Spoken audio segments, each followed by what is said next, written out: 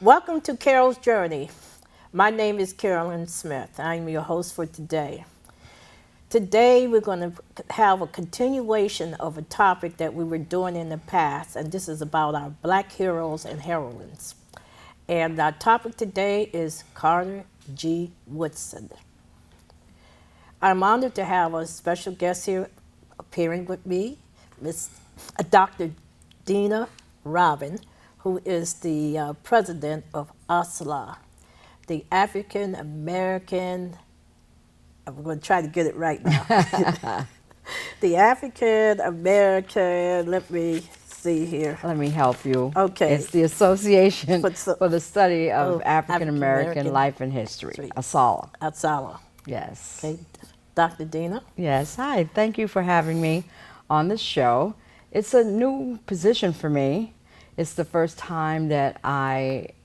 year of being the president of this prestigious organization, which was started by Dr. Carter G. Woodson. Mm-hmm. Okay. And I was reading a little bit about his history. I understand that he was the son of slaves. Yes, he was. Yeah. Yeah, I believe he was born in, 1875? And yes, December the 19th. Okay. Of 1875, Dr. Carter G. Woodson was born, and he was born in New Canton, Virginia. Mm-hmm. Mm-hmm. Now, understand there's some historic things around him. He was the second black student to graduate from Harvard University with a PhD. That is correct. And the very interesting thing about him is that he was uneducated as a youth, but when he got to the age of 17, him and his brothers left home and they found work in a coal mine. Mm-hmm. So according to this, he went to high school at the age of 17. Wow. And most of us graduate from high school at the age of 17, but he took the high school in 2 years, and at age 20, he received his diploma. And then it says from 1897 to 1900, he taught. So he became an unlearned person to a person who graduated from high school to a teacher. And then he went on and furthered his education to get his master's and to get his doctorate from Harvard University. I understand he was known as the father of black history. He is the father of, and we will say, African American history. Yeah, okay. At that point, it was called Negro history. You know, we always transition. We went from colored to Negro to black to Afro-American, and I think we've landed at this point on African American, and I'm sticking to my story. Okay. Although Nubian was trying to make a breakthrough in this process. Well, all I can say is we know who we are. We do know who we are. Do you know what inspired him to get involved in African American history? Well, as he was receiving his education, there was very little or nothing about us as a people. And even as we grew up, you know very well that if you went to school, you did not see anything positive about us. You would read that we were slaves, and that was it. And I remember my confusion as a child, you know, reading American history and seeing about the British and the Native Americans. I'm like, well, where do I fit in? Do I come from England? I don't think so. You know, yes, there is some Native American background in most of the African Americans, but that's not our dominant identification. So here we are now, and I'm like, well, African American. That's who I am. And what does that mean? Well, you know, as a child, I was part of the. As a child, I was part of the. I'm trying to figure out a good word to put it. We were having a lot of racial unrest, yes. And I was in that era. And I remember that picking up books, the books that I read, I did not see any black figures in there. I didn't even know about that there were black inventors, doctors, nurses who had significant roles in our history, but they were not inside our textbooks. Well, even our introduction to Africa itself, we were just savages. I mean, no one wanted to relate to being an African because they made us feel as if Africans were like hideous, or they were like just the worst of us. They presented sometimes like what they do in the media today. You know, they show the worst of us sometimes and never just show our accolades and give us good feelings about who we are and whose we are. How do you think that stigma was developed?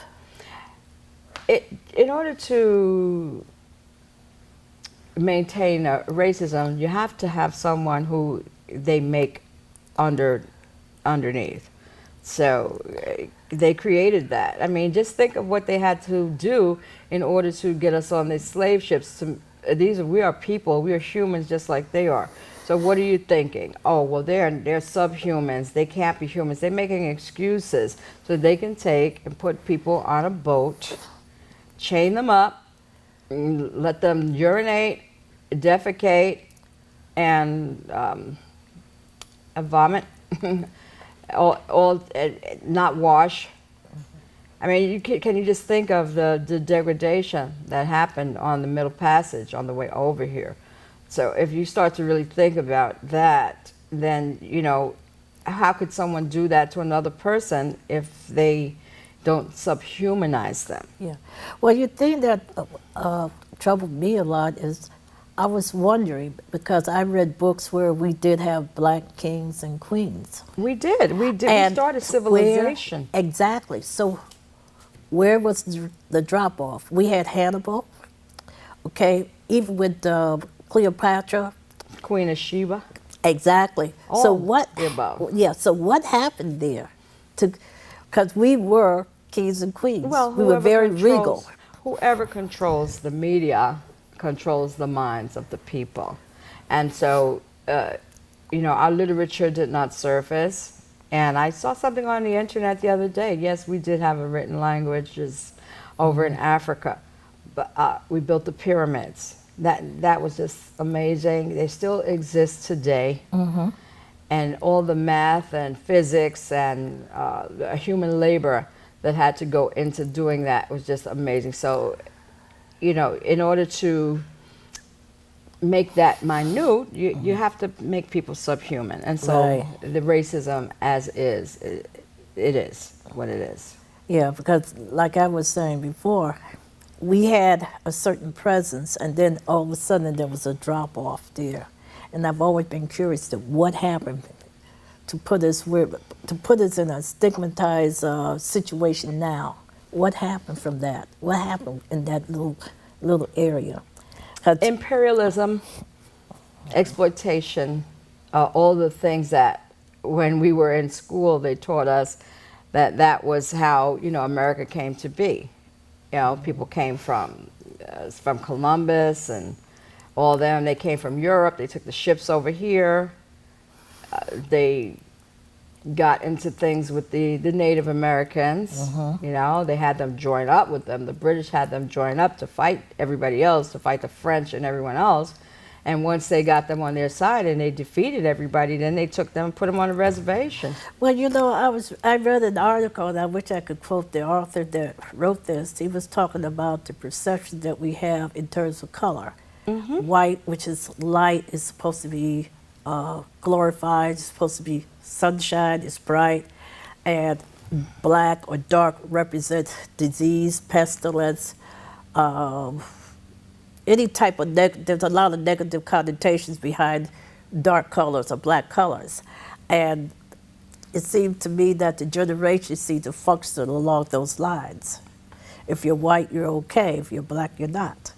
Well, that's what they say, but you know, there's good and bad in everything. You know, Right. You know, there's such a thing as pus, and that's pretty white, and you know, that's to show that there's an infection, you know, there. So people can do what they generally want to do with what they think is best to survive and be on top. Right. Well, tell me a little more about the organization. ASALH is an organization. It's not just for African Americans. We do have mixed people. We also have Caucasians in the organization. Anyone who's concerned about learning about the history of the African American's life. can join the organization. It's male, female, young and old. We meet once a month for the Bronx branch, and usually it's at Community Board 12, which is at 4101 White Plains Road at 3:30 on the second Saturday. So let's say September of 2014, it's going to be Founders Day. We are going to be honoring our founder, who is Dr. Carter G. Woodson, and we're going to honor him by reading from his book, The Miseducation of the Negro. And now, that's this book here. This book is like, how you say, the handbook for the organization, so to speak. And everyone should be reading it, no matter who you are. And although it was written many years ago, because Dr. Woodson passed away in 1950, we have to take a look at how it relates to us today in our society. And some of the things that he says are still tried and true. Right. For example, he says to destroy a person, or to destroy an African American in particular, you know, tell them they're no good, that you're nobody, that you're inferior, and so you're destroyed before you get to school, and you're destroyed in the school, and so you want to be nothing, you want to be nobody, because the society says that you're not right. This is quite interesting. We're going to go to a break right now. Yes. And then we come back, we're going to have more discussion on Dr. Carter G. Woodson. Thank you. Quiet, please. Wait a sec. I'll take one. Oh, yeah. All right. All good. Take care. Way to go. Nice. Bring it on. Gotcha. I'm here for you. Oh, no. Please, please, please. I'm waiting. Interesting. Not buying it. Not fair. That's it. This conversation is over. Oh, brother. Body language can tell you all sorts of things.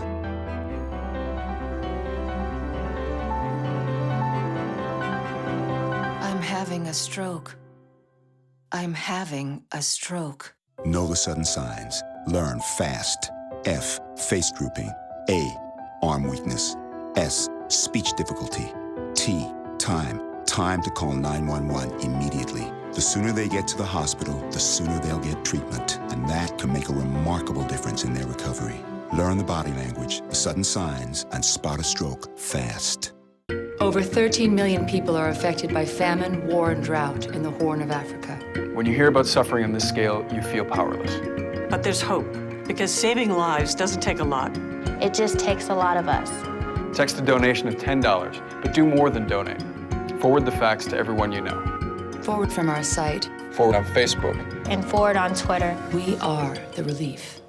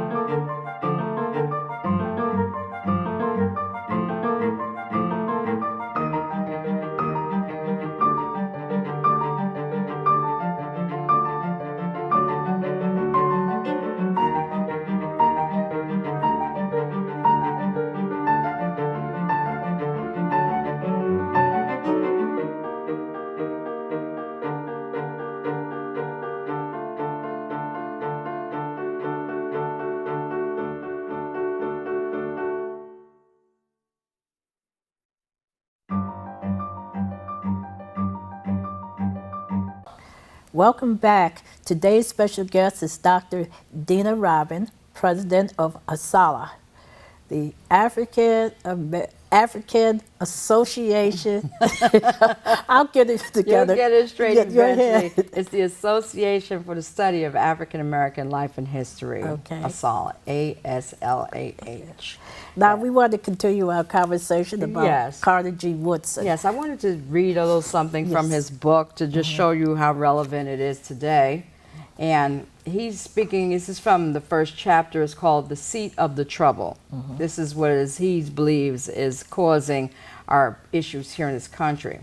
It says, As another has well said, to handicap a student by teaching him that his black face is a curse and that his struggle to change his condition is hopeless is the worst sort of lynching. Yes.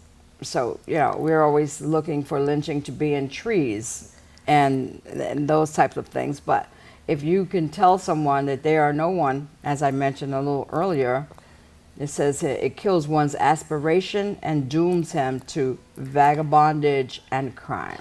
It seemed to be, it seemed to bring out a feeling of hopelessness. There's nothing you can do to elevate your status in life because of the color of your skin. Well, that's the what they're impression making you think. Yeah, that's the impression that I'm getting from the readings that you've just done. And that brings me back to what was happening in Missouri when that young man got shot.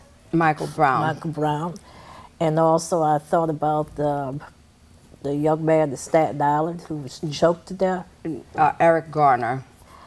Eric Garner. Yeah. I mean, it's very clear that this is what's going on. And if you take a look at both of those situations, they didn't have guns and they were shot by the police. Now there's a big, big, big uproar about Ray Rice and his situation, domestic violence with his wife. There's no redeeming value in domestic violence, and he was certainly wrong, and there's nothing right about that. However, when I think about Michael Brown, when I think about Eric Garner, when I think about Ramarley Graham, when I think about our sons being shot by officers, and these officers not really losing a day's pay nor losing their jobs, but in this situation where there was domestic violence, the wife was hurt, she's still alive, thankfully, thank God, and that she didn't maintain any more physical injuries. It's probably psychological forever.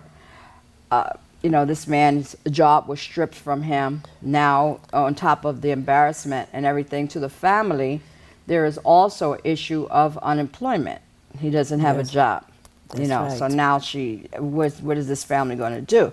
However, we have mothers and wives, daughters and sons, Right. grandmothers who lost their loved ones for no reason. Exactly. I mean, they could have been arrested. They could have been put the stinger on them. They could have called for backup. It could have been lots of different ways this is handled. And then this morning, which the guy over in South Africa that shot his girlfriend to death, Prestoria, Yes. with the prosthetic devices, he doesn't have legs. They let him go. They let him go. Well, so you know, what I'm seeing is that when we have situations like that, it's feeding into the stereotype that we're violent people. That's the way I see it, because the police is always on the alert because they think we're violent. So we're demonstrating violence. The media is showing us in violent situations, and I feel that is feeding into this stereotype about the black male and the female. I understand that, but look at what happened with the Head of Nussbaum, where this guy, whatever his name is, Levine or whatever, and he beat her like she stole something. I mean, it was horrible, and he killed the child on top of that. And where's the outrage? And where's the justice here? You know, there should be outrage for everything, for everyone. Exactly. Especially if the people didn't have weapons. I can see if you're drawing a weapon, hey, you know, the choice is yours if you're going to do that. But if you don't have one, and they put you in chokeholds, and then they shoot you and kill you in cold blood, and no one loses a job, and then when you go to court, no one wins the case. No one wins the case. That's not acceptable. Because the first thing they say is resisting arrest. And that's why I'm glad now that people are recording. Yes. But they had to be very careful. But the recording happened with Rodney King. Yeah, but they had to be very careful because, you know, remember with Diallo, yes, he was reaching in his pocket for a wallet. Wallet, yes. And they shot him thinking that he was reaching for a gun. who's to say that that don't happen as someone's reaching in their pocket for their cell phone to snap a picture of something that the police officers do not want you to see. And the people who have taken the pictures have been arrested Exactly, afterwards. in Missouri. So, Yes. yes, and yes. Yeah. It's, I don't know, I can't, it's a very touchy situation Right. here. Well, you know, I don't want to demonize the police officers No, because I have a state trooper in the family. No, I and I mean- have police officers in my family, people of color. But I find that when you have a police force such as the one that existed in Missouri, where you only had 3 people of color on there, what kind of community relationships do you have if you only have 3 people of color? And then you look at New York City, look how long it took to be able to fight the type of tests they were given to get young people to join the police force and the fire department, particularly the fire department. And the Department of Education. As a matter Yeah. of fact, right now, there is a lawsuit that's being settled with the teachers of African American and Hispanic teachers that took the LSAT, and they're saying that the test was not valid. And so people are getting paid. And, Yeah. you know, they have to file by September 15th of this month Wow. and go on the website, you know, to find that out. But this has been going on since time began here in this country. It's a sticky situation. Yeah. Well, you know, I wanted to conclude this conversation by saying that I feel that it's important for us to get the word out, and we have to figure out how to get the word out about our black culture, because We don't have to figure that out. You can come to our meetings. right. That's good too. That's good You can too. come to our meetings. Right. You can come with your questions.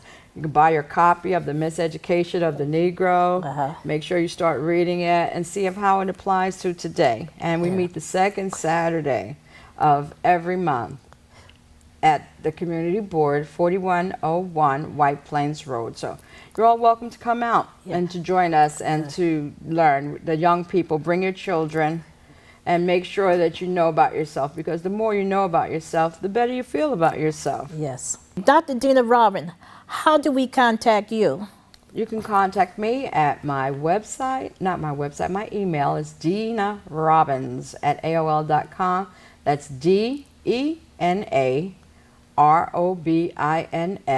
DENAROBINS@AOL.com.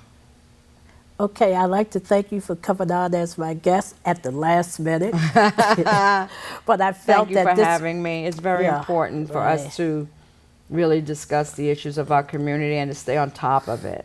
Yeah. Well, I felt it was very important to have this conversation because the time is right now in view of all these incidents that have been going on. We need to start having more conversations, broadcasting more about what we are doing in the community. And it's important to bring this out to the young people. And I'm hoping, you know, with this broadcast, because I'm going on YouTube, Carol Journey TV can be found on YouTube, Facebook, Twitter, let's see, Linkage, Instagram. I have all the social medias right now. And the website is www.traviel,